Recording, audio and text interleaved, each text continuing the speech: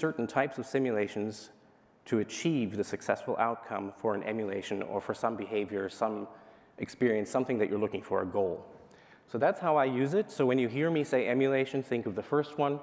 When you hear me say simulation, then think of the second one.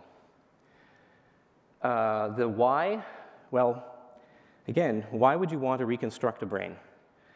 And I guess maybe I should just take one step back and say that this is probably where what I do departs from what Ben does and what many of you do, which is I stay quite close to what we have going on in here. I'm very interested in artificial general intelligence, and I'm interested in it when it's from first principles. That's great. But I'm not taking the first principles approach. The approach that we're taking, at least at the Carbon Copies Foundation and all related sort of affiliated groups, is that we really want to understand exactly how this works. What are the systems inside the brain that make it happen and that get us to the experience that we're currently having, this cognitive experience right now? And this is really not that different from what the rest of neuroscience does. We've just expressed it kind of the way that you would express the end goal of neuroscience, right? So that's one thing, is we want to get these insights. And the other is that it's a bridge towards a greater I guess, involvement with reality than we currently have.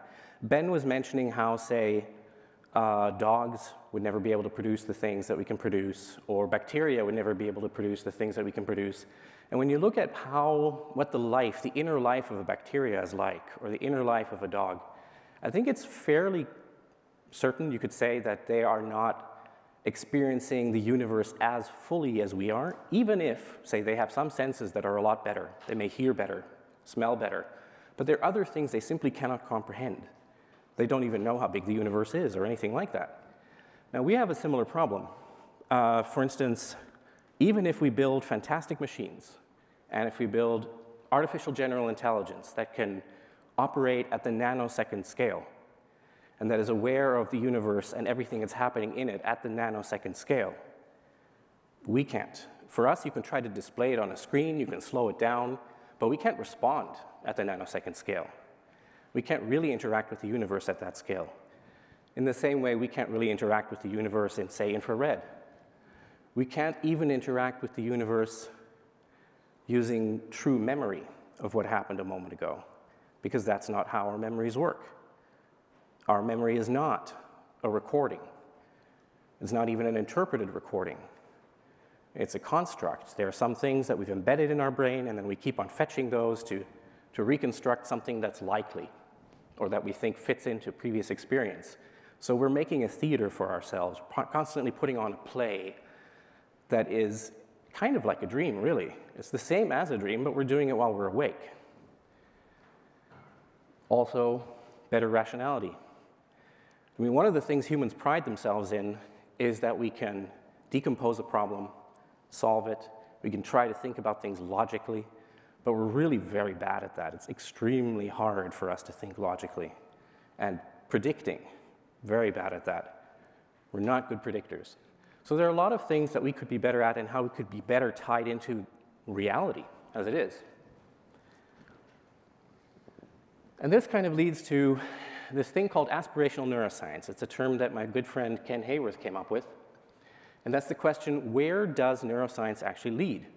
Neuroscientists tend to spend most of their time, all their lives maybe, in a lab, looking at a few very detailed little things. Like they'll say, I'm interested in how, say, this particular receptor works.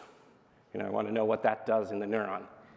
And then they spend their entire time on that. They present posters, they give talks, but they hardly ever really take a step back and think about, okay, if we put all this together, all these different things that are happening in neuroscience, this attempt to understand what the brain is, where does it actually lead? What is the outcome of neuroscience? You know, here are just a few examples that I put up there. There's, you know, the research into the circuit that explains the aversive olfactory response of the little nematode C. elegans. Great stuff. Then we've got the connectome, you know, that Jürgen Kornfeld is trying to map out for the songs that are embedded in the memory of zebra finches. Or we have work that I was closely affiliated with by the Berger Lab, building neuroprosthetics, say a neuroprosthesis of the hippocampus or of the retina, if you're more comfortable with the more external. Those are real things, and they're going somewhere.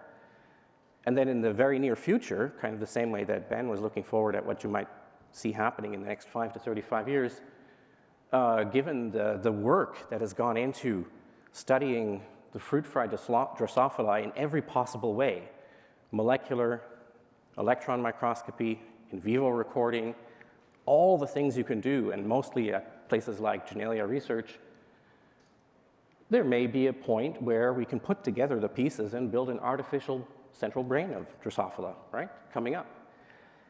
And then you get to the mouse, perhaps. That's more affiliated with the work that I know well, the Allen Brain Institute's work.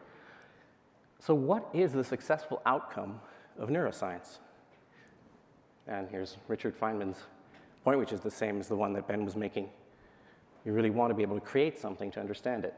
So this is kind of where we think, or at least some of us can, for instance, think that this is going, is that ultimately, if neuroscience is successful, if neuroscience has got the right approach, if we can use the scientific method, if we can use all these experiments, if we can use machine learning on top of that, if we can do all of that, then what it leads to, it doesn't necessarily lead to producing a replica of your brain, but it would lead to eventually being able to create a brain that is like a human brain. Is that very different from making AGI? In some ways, yes. In some ways, no.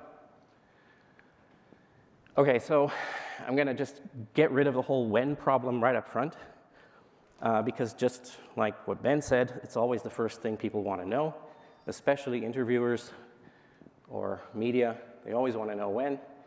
And so I'm just going to put it on a scale so people feel comfortable. It's not going to happen overnight. A lot of this work is very hard, even for